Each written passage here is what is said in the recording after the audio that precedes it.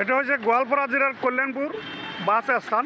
গোৱালপাৰা জিলাৰ কল্যাণপুৰৰ বাছ স্থানৰ সৌন্দৰ্য ৰূপ চাওক, কিদৰে গাড়ী অহা যোৱা কৰিছে। এই গাড়ীখন গ'ল ফচি, কেমেৰাৰ সন্মুখতে এই গাড়ীখন ফচি গ'ল, উঠিব নোৱাৰা হৈছে। এইটো হৈছে সাধাৰণ যাত্ৰীসকলৰ সুবিধা। লোক নিৰ্মাণ বিভাগ, অসম চৰকাৰৰ লোক নিৰ্মাণ বিভাগৰ পথ এইটো।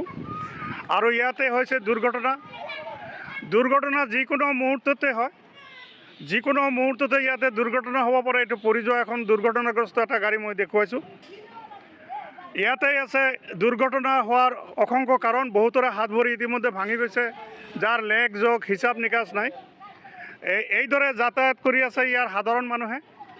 লক্ষীপুৰৰ পৰা বগুৱা, নামবাৰী, কৰাইখোৱা হৈ যাত্ৰীসকলে এইদৰে অহা যোৱা কৰি আছে। এই পথছোৱাত অসংখ্য গাড়ী প্ৰতিদিনে ইয়াতে যায়, অহা যোৱা কৰে।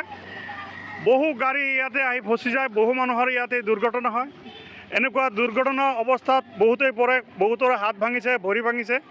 এনেকুৱা দুৰৱস্থা অসম চৰকাৰৰ লোক নিৰ্মাণ বিভাগৰ পথ।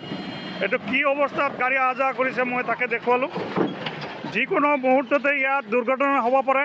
সাধাৰণ পথযাত্ৰীসকলৰ অশেষ কষ্ট হৈছে, যদিও অসম চৰকাৰৰ লোক নিৰ্মাণ বিভাগৰ কোনো ইয়াতে ব্যৱস্থা গ্ৰহণ কৰা নাই আজিলৈকে। এটা বল্ডাৰ দিব পাৰে, যিকোনো এটা মুহূৰ্ততে অন্তত ইয়াতে ৰিপেয়াৰিং কৰিব পাৰে। কিন্তু অসম চৰকাৰ এনেকুৱা অৱস্থা হৈছে, অচল অৱস্থা হৈছে। লোক নিৰ্মাণ বিভাগৰ অচল অৱস্থাৰ কাৰণে, তেওঁলোকৰ টকা বা পুঁজি ইয়াত নথকাৰ কাৰণে এই পথ অকল যে এইটো কল্যাণপুৰ বাছ স্থান হৈছে ইয়াতে নহয়, কল্যাণপুৰৰ দৰে অন্যান্য স্থানো, কোটালকাটি হওক, যিটো পেট্ৰল ডিপো আছে, তাতো ৩-৪টা স্থান আছে এনেকুৱা অৱস্থা। এই দুৰৱস্থাৰ মাজতে মানুহবিলাকে অহা যোৱা কৰে। এইদৰে যাতায়াত কৰে ইয়াৰ সাধাৰণ ৰাইজে। এইটো লক্ষীপুৰৰ পৰা বগুৱান, আমবাৰী, কৰাইখোৱা হৈ অহা যোৱা কৰা ৰাস্তা, এইটো কল্যাণপুৰ বাছ স্থান। এইদৰে যাতায়াত কৰিছে ইয়াৰ সাধাৰণ যাত্ৰীসকলৰ কেনেকুৱা অৱস্থা হৈছে মই এই যাত্ৰীগৰাকীক আকৌ দেখুৱাইছোঁ। এইটো কিছু মুহূৰ্তৰ আগতে দুৰ্ঘটনাত পতিত হৈছিল, সামান্য দুখো পাইছে। এনেকুৱা অৱস্থাৰ মাজেৰে যাতায়াত কৰি আছে ইয়াৰ সাধাৰণ ৰাইজে। অশেষ দুখ কষ্টৰ মাজেৰে পাৰ কৰিছে সাধাৰণ ৰাইজ। অসম চৰকাৰৰ লোক নিৰ্মাণ বিভাগৰ ফালৰ পৰা কোনো ধৰণৰ ব্যৱস্থা আজিলৈকে লোৱা নাই।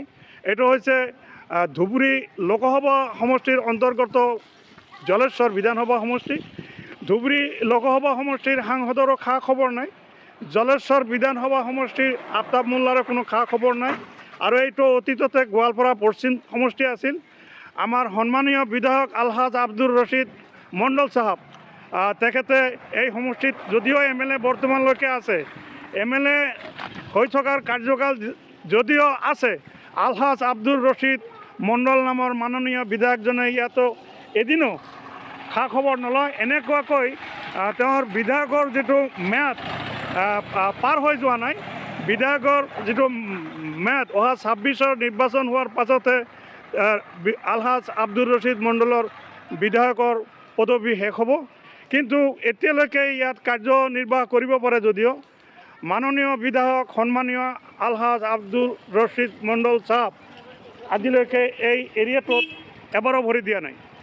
এইদৰে অনাকাংক্ষিত অৱস্থাৰ মাজেৰে দিন পাৰ কৰিছে ইয়াৰ সাধাৰণ ৰাইজে।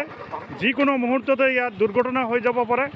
এনেকুৱা অৱস্থাৰ মাজতে না আছে খবৰ লোক নিৰ্মাণ বিভাগৰ, না আছে অসম চৰকাৰৰ লোক নিৰ্মাণ বিভাগৰ পথৰ। সাধাৰণ যাত্ৰীসকলৰ অশেষ দুখ কষ্ট চোৱাৰ কাৰণে। আৰু এনেকুৱা বাতৰি যদি আৰু আপুনি চাব বিচাৰে তেনেহ'লে ছাবস্ক্ৰাইব কৰি থ'ব নতুন সংবাদ। ধন্যবাদ সকলোকে।